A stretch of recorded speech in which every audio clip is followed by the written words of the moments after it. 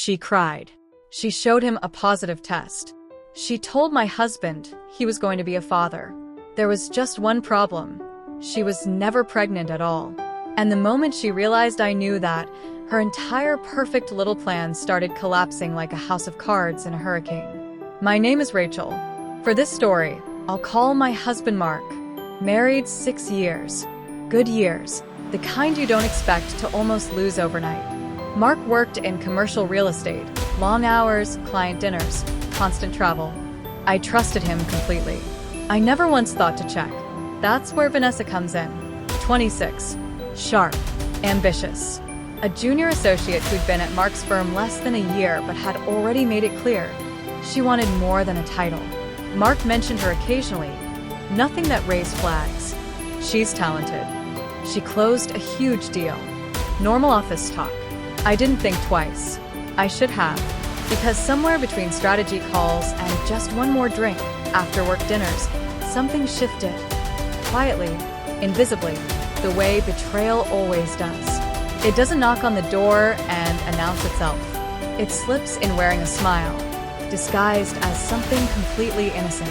By the time I noticed Mark coming home distracted and distant, it had already been happening for months. The first crack appeared on an ordinary Tuesday night. Mark walked in smelling like a cologne that wasn't his. When I asked, he laughed it off. Probably from the office.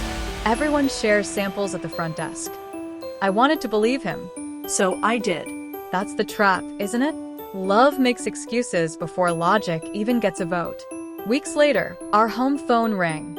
Not his cell, our landline, a number Vanessa had no business having. The second I answered, the line went dead. That's when the dread settled into my chest like a stone I couldn't swallow. I confronted Mark. He swore there was nothing going on, that Vanessa was just overly friendly. I bit my tongue and started watching instead, his phone face down on the counter. Sudden walks outside to take calls, eyes that drifted away from mine a half-second too long. Then came the meeting. Vanessa requested time alone with Mark, no colleagues, just the two of them at a quiet restaurant downtown. It's about a client, he told me. He came home that night pale, shaking, distant in a way I'd never seen before. I didn't know it yet, but that was the night she dropped the bomb. She told him she was pregnant. He sat on that secret for 2 unbearable weeks, terrified, confused, drowning in a lie he didn't even recognize as a lie yet. Vanessa said the baby was his. A moment of weakness during a business trip, 1 drink too many, a mistake he barely remembered. She showed him a photo on her phone, a positive test, time-stamped. She cried. She begged him not to abandon her. And my husband, my strong, steady Mark, completely broke. When he finally told me, sobbing in our kitchen, I gripped the counter so hard my knuckles turned white. The floor actually felt like it was tilting. She says it's mine, he whispered. I don't know what to do. Every instinct pulled me to scream, to pack a bag, to disappear into the nearest hotel room, and never look back. But something quieter, something stubborn, told me to wait.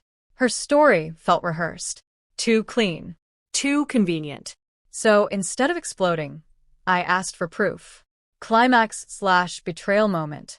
Vanessa agreed to meet, walking into that coffee shop with the confidence of someone who'd already won, expecting tears, maybe a quiet payout to disappear quietly into the background of our lives forever.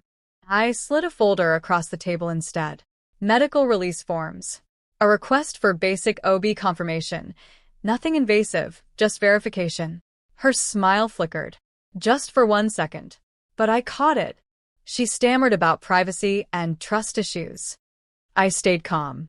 If this baby is real, I said, and it's truly my husband's, we all deserve confirmation. She canceled the next appointment we requested. Then the one after. Excuses piling up. A busy doctor, a rescheduled ultrasound, a sudden personal emergency. 3 days later, everything cracked wide open. One of Mark's coworkers, someone Vanessa had bragged to once in a moment of careless confidence, let it slip. Vanessa had told a friend weeks earlier that she was planning to lock down a wealthy, married man for financial security. She'd attempted something nearly identical at a previous job, with a different married executive. The pregnancy test photo wasn't even hers. It belonged to a friend who'd actually been pregnant, stolen, reused, weaponized. There was no baby. There never had been. There never would be. When confronted, Vanessa didn't apologize. She got defensive, then furious, then vanished from the company entirely after HR opened a formal investigation into repeated misconduct involving married colleagues. Mark, devastated, humiliated, terrified he'd nearly destroyed our marriage over a lie, spent months trying to earn back something he'd almost thrown away without even realizing it. It wasn't easy. There were nights I genuinely couldn't look at him, but slowly, painfully, we rebuilt. Therapy helped. Brutal honesty helped. Time did the rest. Today, we're still together, stronger in some places, permanently scarred in others. Some wounds heal crooked, but they still heal. This story left me with 3 lessons I'll carry forever. First, trust the quiet voice in your gut. It's rarely wrong, even when you desperately want it to be. Second, demand proof before panic makes your decisions for you. Liars depend on your fear to skip the verification step.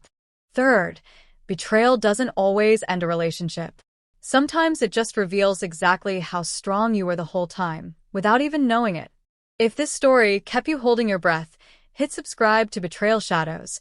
We post real, jaw-dropping stories like this every single week. Comment below right now and tell us, what would you have done in Rachel's shoes? Smash that like button if you believe the truth always finds its way to the surface, and turn on notifications because you do not want to miss what we post next.